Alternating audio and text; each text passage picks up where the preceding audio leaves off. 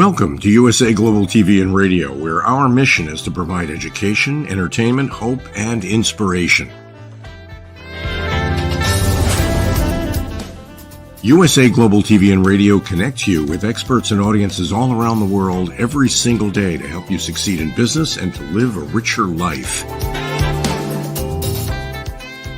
Visit us at usaglobaltv.com to learn about career and life-changing training and mentoring programs like the Listening Mentor. Subscribe to our newsletter to stay informed about our special programs and offers. Discover how you can become a guest on one of our shows or a host or producer of a USA Global TV and Radio show of your very own. That's USA Global TV and Radio, where the doctor is always in.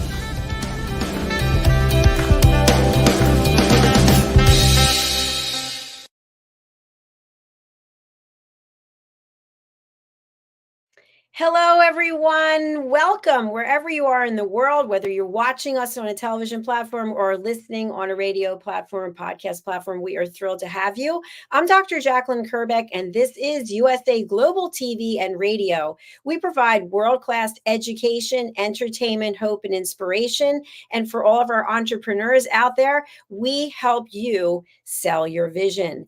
Today's show is Coexistence and Sustainability with Pet Psychic AMINAH. And she's going to be sharing with us some inexpensive and yet creative and fun ways to train your dog and then reward them. How about that? Yay. All right, let's welcome her from sunny California. Welcome. Hello, hello. Absolutely. Absolutely. There's somewhere behind one back of clouds here today, but we need it. We need the rain. We need the clouds. We need the whole cycle of nature.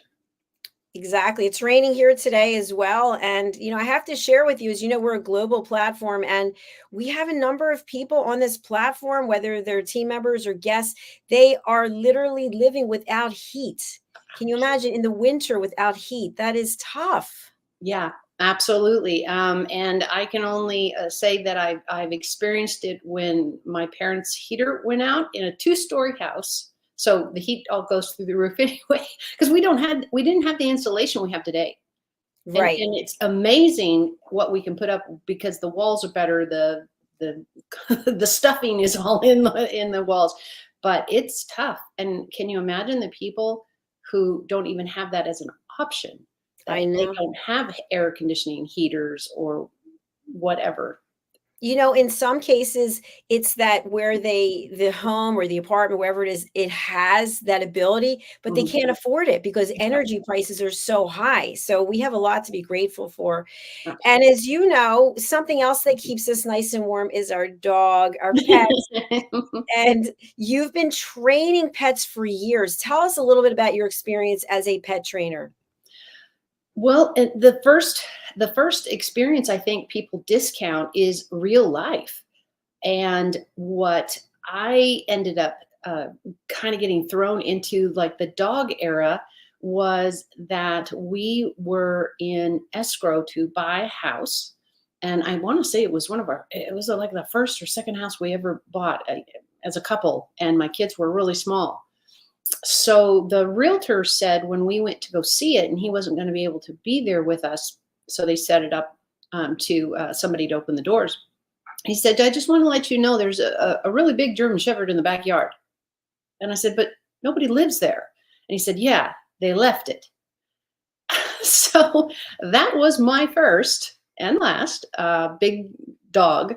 I'd had them when I was younger, but we bought the house because we were already in escrow when we were going through this last walkthrough, and he was sweet. And they had a 60-foot the tank for your sewage, and they had taken the tank out and they left the hole. So here's a dog all by himself in the backyard. The neighbors are throwing food over, I think, at some point. And he's running around there. He could have fallen in that hole and nobody would have known. You probably couldn't even have hurt him. Luckily he didn't, but we took him on and ended up having a wonderful therapy dog that I used to get into that walk of my life. Well, you just have such a big heart. And, it's so funny. I thought about you right before I came onto the show. I had a conversation with someone who's interested in coming on board. And she actually is a rescuer of chickens. And she was telling me about a woman she knows who rescues owls. And they have tons and I don't even know how many owls they have. But and I mentioned to her that you had shared once an animal is touched by a human, then they really can't go back out into the wild. And she said that's absolutely true. These owls can never go back. But people Right. take in the owl as a pet. Have you heard of this? Yeah. Yeah. And it's illegal in like every state part of the country as we can, but there's not enough people to go around and regulate that. Yeah, that's They true. can only do it after the fact. You have an owl in your house. Yes, Hello? hello. I understand you have a lot of poop on the floor. Because they're not. Why would somebody want an owl as a pet? You want the honest truth? I'm Yes. sorry to offend anybody. It's our ego. Hello. How Oh, many? I know. cannot tell you how many men and women. Maybe men did it more earlier, but they would have pythons. They would have now they're constrictors, so they just squish you to death. That's after they swallow you, right? Yeah, they could. They could. If you're going to go to the tournament. But what I see it, and what I would think Fish and Wildlife, the organization that manages all of this, is people are really going after the really dangerous ones. They're putting in rattlers in their home. They're got biting lizards that have saliva that will literally kill you. On and on and on and on. Why do they do this? Because it's cool in their head. Because it's not cool. It's not cool for us to take wildlife, tie them up and say, hey, you're my pet. That is how cats and dogs came about. But what the difference is, dogs specifically were to get us from part A to part B. There wasn't a car that you jumped in and say, hey, we're going to go to the grocery store. You went out and hunted for that, or you were in a place where it snowed and you needed somebody to pull the sled and you didn't have enough friends to do that. Dogs are pack animals. They are made for group living. Cats are not. So you have to respect their want to be left alone and taking a nap all day long or all that. And so pets came about. The problem I have is the exotics. They don't domesticate typically. I'm never going to use an all over statement. They are usually so high maintenance. If you're going to get anything in the reptile family, you have to have the right heater. You have to have the right food. You have to feed them on the right time. You got to have the right water. The list goes on and on and on and on. If they get sick, nowadays you very well might find a vet that can help you, but that has not always been true. Excellent points. Thank you. And we do have a comment, by the way, and I just want to thank this person for joining us. It's Rosel Mia. I hope I said that right. Great live. Thanks for watching over on Facebook. We appreciate you. Well, today's topic is inexpensive and creative ways to train and reward your dog. And we've done this topic before, but I think we've gotten such great feedback and people want to hear more about it. And we were just talking about how you've been training pets for years. You're a pet psychic. You're a public speaker. You have had many different careers in your life. And every time I talk to them, like, wow, I didn't know about that. That's pretty cool. But at the heart of everything, you love animals and you want animals to be treated humanely. And your way of training does not involve hitting or yelling or anything else. So let's dive into it. Tell us a little bit about how to be humane with our pets, and then we'll get into different tricks and rewards. Absolutely. And I'm going to back up even one more step, because what you said is so valuable and so important to encourage, drill it home on everybody. Everybody, people, your boss, your coworkers, your pets, all of us have a moment where we're like, no, I don't want to do that. No, I really don't want to do that. And I'm not going to do that or whatever. And we get into conflict. When we are choosing to have a child and raise that child or have a puppy or have a cat or a lizard or a snake or fish or whatever you've decided to coexist with in your home, where you are going to be siblings and or family members, respect is the first thing.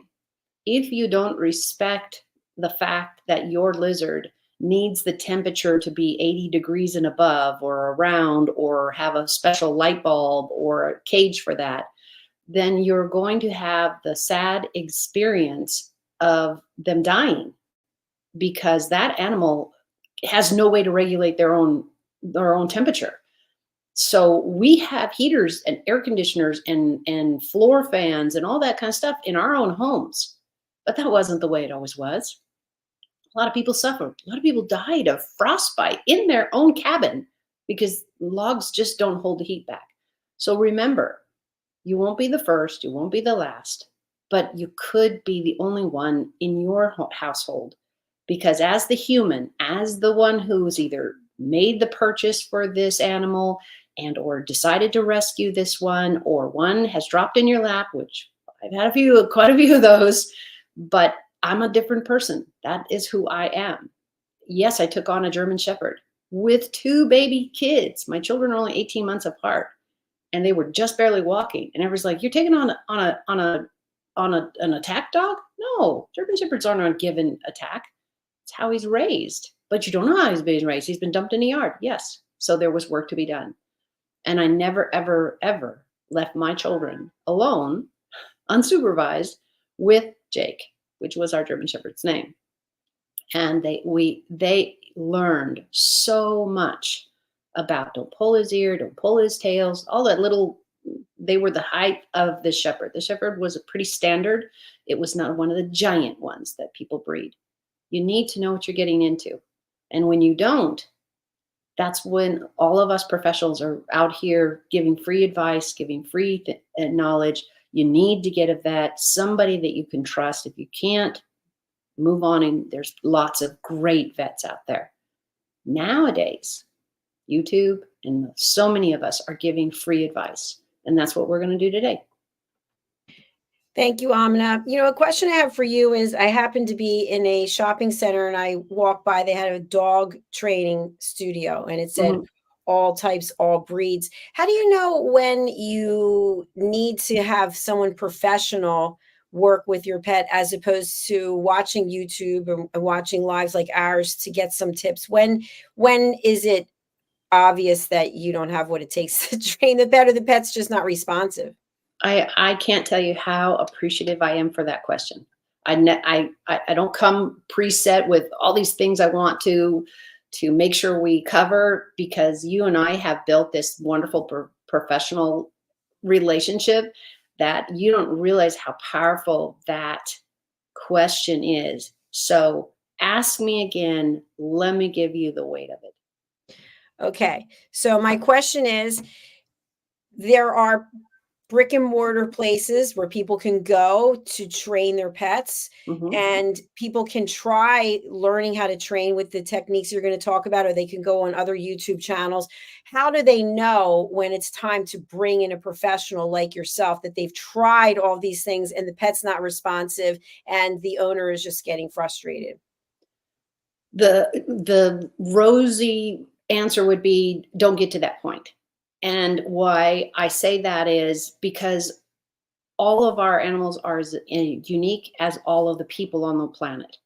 My suggestion, my encouragement is go find a professional first. Because think about this. If you had a child and you decided that eating ice cream, candies, ding dongs, whatever sugary, fattening, non-nutritious food was fine because it was fine for you, or whatever, it was okay for you, and your child ended up being massively obese and then had a heart attack at 6 years old, believe it or not, can happen. It's very, very rare. And they, in their entire growing years of bones and skins and their body is therefore not put together strong and clean to go chase a ball which the dog would do or the child would do. When we don't take our health and what we consume, and it's, we need 4 Cokes a day to get through, and the caffeine and or the coffee, and then we chase that up with a few donuts and da da da da da. But there was no vegetables, there were no fruits, there were no, balance. How does that happen? Well, it happens to our children. It happens to our pets. People need to understand, we all need to understand, animals deserve quality food to live their best life the same as people do. And nowadays, we are living in amazing time. There are organic dog foods, cat foods, squirrel foods. Hopefully you don't have squirrel, but people do. Snake, all of that type of stuff. You can now find on the glorious internet web and or so many other places that will supply you with crickets, because you're dealing with a lizard or a snake or something, or you can buy your rats already dead, so you don't have to kill them, and or feeding live prey. You don't really want to do that with a captive animal. All of these things now are a Googled search away, and you can get these things that stay in the freezer and maintain their nutrition, and you've got liquid vitamins, you've got all these types of things. Especially the exotic pets, I really need to stress this. They have very specific dietary needs. You can find somebody who's already hunted them, froze them, got them, because you're not the only person that owns a python or that kind of lizard or whatever. Right now, it is a big still industry, and it seems to have really locked in, where about 20 years ago, this was rare. You had to go either find your crickets or the people that were doing aquatic and koi ponds and all that, because they were doing them in stores and in fountains and in parks. These had a little bit more time, it seems to me, to really do a great retail business. Coming up was a natural step. Going for python, snakes, all of these other things, it took much more time, because also they were regulated pretty heavily. Now, are Fish and Wildlife and or other police or entities running around checking people's homes? No, they're not doing that. But like most of us, we love talking about it. We love posting pictures about it. Our pets, they find out. They find out eventually. Nowadays, we're in a much healthier place, because we have better caging, we have more natural caging, we have better food. You can get it, just Google it, and you can get freeze-dried rats and mice and all of that, and you didn't have to kill them. And they're still, now you'd have to talk to your vet, not a vet, and make sure they're nutritionally still very, very viable for your animal. Yeah, I don't know about purchasing those rats, but I know on another show you said they're highly intelligent, right? I did read where Yes. rats, they know when water levels start to rise, they start climbing up the top of the building to get to the roof. Yeah, they are the best weather predictors. If you want to know what's going on, check in with an animal. If you know this, what I really loved when we had our shepherd was we lived in a like a condominium area, but our doors were fairly close. So you weren't really sure if somebody was coming to your door, because you could hear them walking on the tile or wherever it was, especially when we were in an apartment and had a hallway. I always just look at the cat. And my husband would say, how do you always know if somebody's coming to our door or, 4 doors down? I said, because I look at Thomas. And he's like, the cat told you. And I was like, no. In those days, I didn't talk about that. I can actually hear him talking to me. But I like, no, just look at him. If they're coming to our door, your dog or cat specifically will pick up their head and look at the door. Most dogs will go to the door and smell it, because they are getting a pre-smell of what the person brings with them, their odor and if you're angry, you give off a different energy, but you also smell different. If you're happy, you smell different. If you just replace the oil in your car and got it all over you, you smell different. So your animals are not worried about that's Bob or that's Karen or that's whoever that you call them by name. They know them by scent. That's how animals can track you. You just walk on the ground, you got shoes on, but they can still track you. So just know you need to have that awareness. And there's a bird talking to us right now. I don't know what it's saying. You want to be part of the conversation. Yeah, it's definitely, yeah. Anyway, when we think about bringing a pet home, okay, it's a part of our family. It's a responsibility financially, emotionally. It's for a long time. We want to treat our pets with respect. And we want our pets to be able to, I don't want to say follow orders, but take coaching just like people. We want to be able to coach them. So you've developed some creative ways by going to the dollar store, not a paid spokesperson, and other places.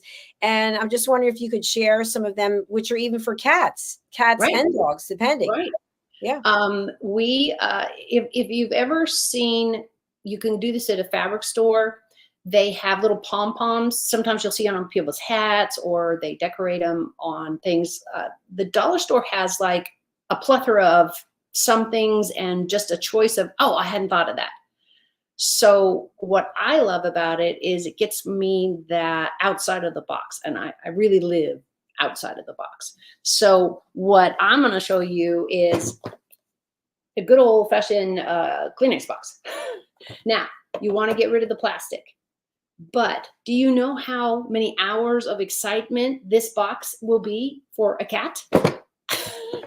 And you can put a little ball of any kind, even for the cardboard, you could now never, ever, ever use marbles. Let me be really clear here. If you use marbles, they have to be sealed into something because they can be swallowed by a child and or by a pet. No marbles loose, but they would make a great sound, right? So you can use them in that way. I have all kinds of things and I try to keep them around. So look at this. Now these are vitamins, but there would be so simple to just put one little bead. Now, do you want your animal to actually get the bead and swallow the bead? No, that's why lid, and you can tape it in place and you can see that's what I have. I have it taped in place because this is not one that is open. There are so many creative ways that you can create your own toys according to what your animal's interested in. No, not everybody's interested in that. So that's why you go to the pet store. You get all the great ideas you can get there. What can you make? What we find, now I haven't shopped in a while, but what we find is receipts. You know, the ones you get when you buy something, they're made on what we call thermal paper. That's how it's all printed down. They're not toxic. So if one rips off and your animal swallows it, hopefully it's not the whole receipt. That would be a problem because it's not necessarily biodegradable, but you scritch it all up. And we have tiled floor almost everywhere, carpets in between. We throw that thing down, shoo, there goes the cat. This is a great way not only to interact with your animals, but also to redirect them from something they shouldn't be doing. This is the same with raising kids. Instead of, we're going to get out a ruler and smack their hand, well, that doesn't build much of a relationship with somebody who gets smacked all the time. But if you have something, and as an aunt and having little kids around and or babysitting, believe it or not, now I don't want to give my glasses to my child and or niece or nephew or person I'm babysitting, but there's a lot of games you can play, like the glasses go on, the glasses go off. It's distraction. That's what little sounds make. And you can see, if I would put a bell in here, too much fun because it would roll all over the place because this is round. They're not very expensive. And a lot of times they come in whole sets because this This, where I bought this, came in a whole set. Guess what it was for, Dr. Jacalyn? This little container. What do you think it retailed for as its description? $12.99. But what were they marketing it towards? What type of person was going to buy this to do what? I don't know. Is it multiple choice? Yes, multiple choice. Let's make it easy. Multiple choice, because it could be multiple choice, but it's very small, as you can see. It's only a little bit by a finger, and I got like 12 of them, because you could get a set, or you could get 4, or you could get 3. So you could, but you never got one. Nobody ever sold one. They sold them as sets. So what do you think this was by the manufacturer and the label? I'm not going to tell you what store I bought it in, because you can get them in dollar store. You can get them at other stores, but I don't want to name the other stores. Spices? What is it? Spices? Oh, it would be good for spice, but no, that wasn't what it manufactured for. The label on this set. And when I bought the first one, it was, I think, 10 of them. And they came in a little tray of these little things. I don't know. Candles? Beadwork. Oh, beads, of course. Beads. 5,000 little beads. You got all the blue ones in this one. You got the red ones in that one. Oh, yes. And so I went to a craft store, and, it actually was Michael's. And I just walked in and said, that will hold my pills. And I've had it now, I don't know, 15, 20 years. That's why this poor one got a cracked leg, but only the one. But I've got the whole tray. So if you need it, but that's what I'm asking you. This might be a really great Kleenex box, and I'm really thrilled for you. But if you remove the plastic, it makes the most fun climb in and out little cat box, like for a kitten, and it's harmless. The cardboard, if they do chew on it, is wood pulp, so they don't necessarily going to die from it, but you don't want them to chew on all of it. Cats, dogs, little people, they're going to chew on it. So you do need to monitor. You do need to watch them. But what else could you possibly put in here? You move the plastic, and it's got a little opening, so you could put all kinds of little treats or something. It could be for your pet. It could be for your child. It could be a really clever, if you're really one of those clever people, you could really do something fabulous as like a box that you wrapped a gift in. And the t-shirt you made for them is rolled up inside. I don't know. There isn't an end to the creativity of you saying, like me, hey, that'll fix my medication, my vitamins I want to take a day. And I can put it in my purse and know that's the one I'm using. I just got lucky that I cracked the lid. And so the one I used for that day's medicine, the lid moves from bottle to bottle. So I know which one I'm using. You've got a system figured out. Now tell us more about something that is in the kitchen, which is aluminum foil. Absolutely. But aluminum foil is on the dangerous side. It can have very sharp, pokey edges, especially if you squish it all together and then try to flatten it all out. Foil is also highly dangerous to ingest. If I'm going to worry about my cat jumping in and out of the cardboard of a Kleenex box, the wood pulp is pretty neutral. Their stomach will do a pretty good job on small pieces to digest. If you find your cat is eating the Kleenex box, it's time to stop using it, because that's just too hard on this digestion system to constantly be chewing piece after piece after piece. What I'm talking about is if it's accidental or you find them doing it, nobody will necessarily die. You have to eat quite a bit of the Kleenex box. But if you're going to go to a different ingredient and or a different way of doing things, you really, really have to, especially when you're introducing something new. If you're going to introduce something new, you got to be there, like for weeks, not just once. Oh, it was great this time. Oh, no. You got to make sure that it doesn't taste like food, it doesn't act like food, and therefore it's not consumed. It's the same watching small children. You really have to watch them, because everything with small children and pets is to taste it, is to try it, to lick it, to touch it. And if any of those things are not safe to do, especially unsupervised, then don't allow it to be done. I've talked about this before, and I'm going to stress it again. I have a ficus that I bought as a little bitty thing, and it's not little anymore. It's not terribly tall because it was kind of sick when I got it on the I'm half dead part of the nursery. But I keep it covered in a corner so it gets plenty of sun, because I don't have a lot of sun in my house, and yet it is completely blocked from the pets having access. First of all, I don't want my pets digging in the dirt. So there's pebbles and rocks covering it, which also creates more moisture, so I don't water as often.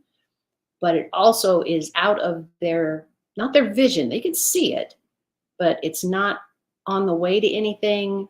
It's not fun. I don't let them dig in it. So you've got to balance what must be done and what might need to change, et cetera, et cetera. Be flexible. Be flexible. What about a ball of yarn? As long as you're there to supervise. Because think about, what is floss? Floss is nice waxed little string, right? How is that different to a pet than yarn? So we've got to get out of our own head and say, what does it look like down here? And I honestly say, if you don't know, sit on the floor, see what they see. And I mean, if you really want to see what they see, lay down on the floor, because you're going to get the really exciting part is what's hiding under the cabinet edge. Because I don't know about you, but we have cabinets, around the sink and the stove and all that. And then it has the little space underneath. Well, that's where my toes fit, I assume. I don't have to knock myself into the cabinets. But how many of us don't realize, no matter how much you clean or don't, whatever, how many things have you lost and you don't even know they're down there? Let's say you were chopping chili peppers. Great recipe. You were thrilled with it. And even one little piece gets down there. For the wrong pet, for the right pet, whichever way you want to look at it, it could kill them. It could create a reaction, or because animals can be allergic to things too. It doesn't have to be just that's not really healthy for them to eat. There's a lot of things we eat that's just not healthy to eat. But you need to be diligent about that space that is like nowhere's land that most of us don't do anything about until we go through with the mop or the, vacuum or something once a week, whatever it is. And some people it's never. Those are traps waiting to literally entice your pet to say, let's try it. Animals are very tactile. It's about what they feel in their paws and their tail going up, but they're going to try it. They're going to lick it or smell it really close. If you and I went around smelling chili powder, our noses would break off. Not literally, but you're really going to do a lot of damage inside. This is no different for a pet. None. There's so many times we have been chopping onions and we didn't see a piece went down. And it's one thing if they licked it, which a chopped onion, especially if it's just a yellow onion, whites are going to be a little bit stronger, et cetera, green peppers, whatever. But if it's something powder and they sniff it up, how are you ever going to know? How are you going to know until the damage is already done to their nostril? This is really, really important that we keep an eye on what we're doing, how we're doing it, and cleaning up appropriately afterwards. Great tips. Thank you. And is there anything else that you want to share in terms of something that people can use at their home to reward their pet? How about different food options, peanut butter? You've mentioned some things over the years. What are you thinking? Spam. It's really great. But when I say spam or bologna or anything that would be just hanging around your house, when you are treating a pet, and I mean, you're just saying, wow, you've been great. First and foremost is your attention. That is the number one thing that your pet wants.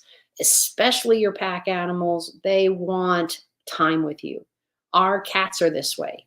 They are so people attentive. They want to come in and sit next to you, even if you're too busy.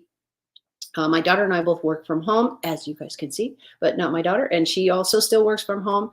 And our 3 cats follow her all over the place because she's so busy. By the time she gets a chance to pet them, it's like golden hour because it's not something she does all the time. For me, I'm always mugging them and petting them, and I'm more mobile because I can talk to a client on the phone and still walk around, which I do a lot. And so they've seen me as always on the move.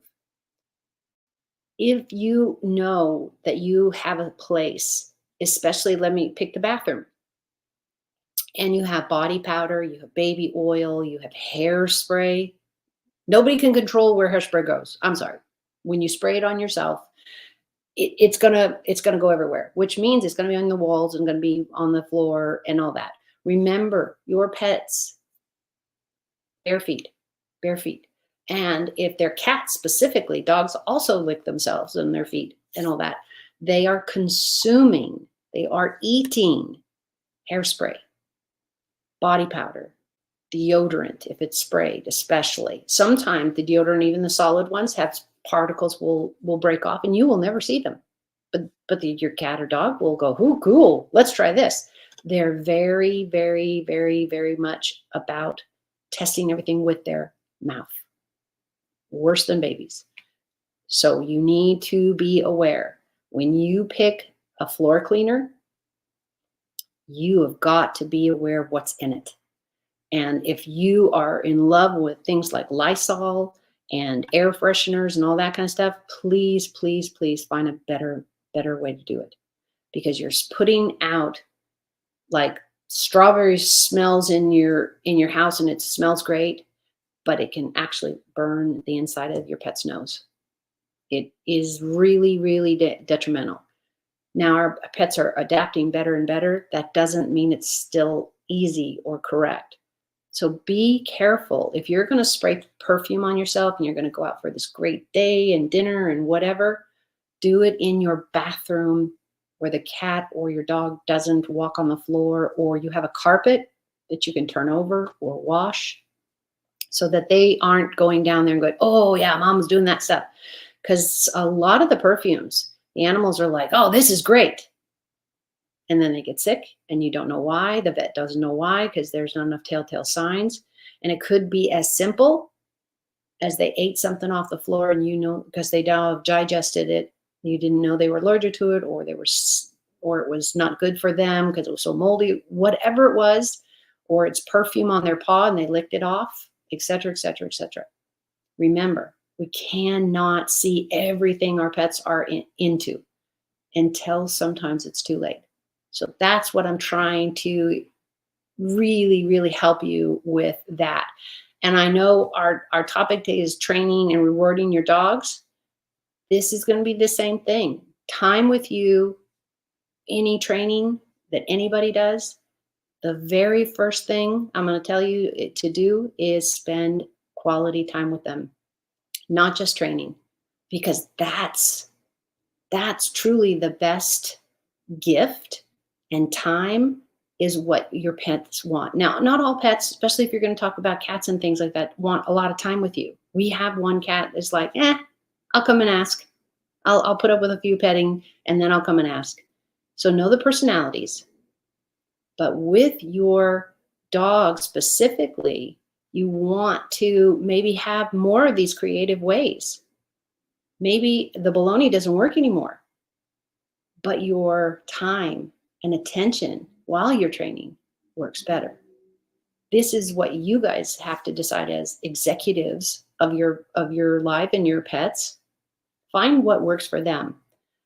Peanut butter is an amazing thing. Great, healthy fat, and a little scoop on your finger to get their nose involved. Let's say you have a pet that just never pays attention to you.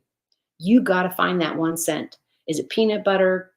Is it Velveeta cheese or something else? That does not harm them, but gets them to look right at you and go, oh, he's got that yummy stuff. Building a positive relationship, starting out with nobody getting anything off the floor that you don't know what it is, and have a command, especially for your dogs. Cats can do it too, and say, whoa, what's in your mouth? And hopefully you can get them to go and show you what's in their mouth before they swallow it, and you have to get to a vet, God forbid. But all of these things come with positivity on your side and inclusivity, and just saying, hey, I want you to be a really great positive thing in our family. I don't know about you, we do not tolerate cats going potty out of the box. That's just gross. We don't wear shoes in our house, and luckily we haven't stepped on any because we've got all our cats. But we also put our cat boxes in very, very, very easy places to get through. Now they're all in bathrooms, except for mine. I have one in my room, and I blocked off a whole thing of my closet where it doesn't get my clothes all dusty, and the cats can get to it really, really simple. And I'm thrilled for that. And there's a mat on the floor. So I'm constantly being able to clean up the litter that doesn't get tracked out onto my carpet. Just think past one step. And in all other things, what is everybody going to actually survive through? If you don't think it's safe, don't do it. There you go. Don't do it. Get on the floor, see what it's like to be your pet, and Thank you. what they have to experience and confront, and then respond accordingly. Absolutely. Excellent. So thank you, Pet Psychic AMINAH, for presenting inexpensive and creative ways to train and reward your dog. Beautiful show. What's the best way for people to reach out to you? I know that you'd like to have people connect on LinkedIn. How else? I'm on Facebook and LinkedIn, and all the live videos are here. If you want to see what we've done in the last year, Dr. Jacalyn and I, giving out tons of free information. bridgingworlds.us is my website, and all these links, all the things I've already mentioned, are all there. I'm not trying to do more social media. I'm trying to do good social media. So that's what Dr. Jacalyn and I are putting out. And you can see the picture with me with that puppy is one of the dogs I was working with at the time. It was so cute. So cute. Bichon Frise was the first one I'd worked with as a Bichon Frise. But, and he went into service. He went into service and works with people with mental illness. And it's just wonderful because he's still doing that.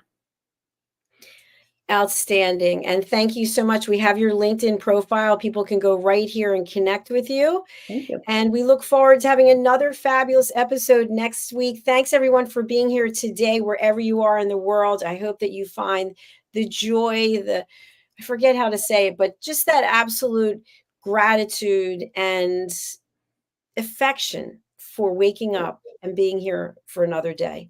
We all have something to give. If you haven't found what your gift is, that's okay.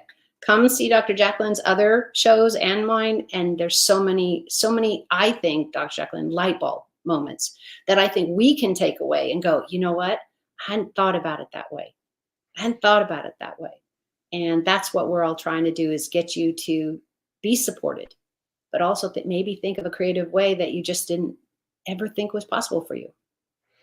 Absolutely. And, I wish we had it here, but we don't. You have received an award, and we'll bring it up the next time. I think I emailed it to you, but you got an award during our anniversary show, and we will be spotlighting. It's already all over social media, but we'll bring it up for the next show. Thank you. Wonderful woman. Thank you. All right. Bye, everyone. Bye, AMINAH. See everyone later. Bye.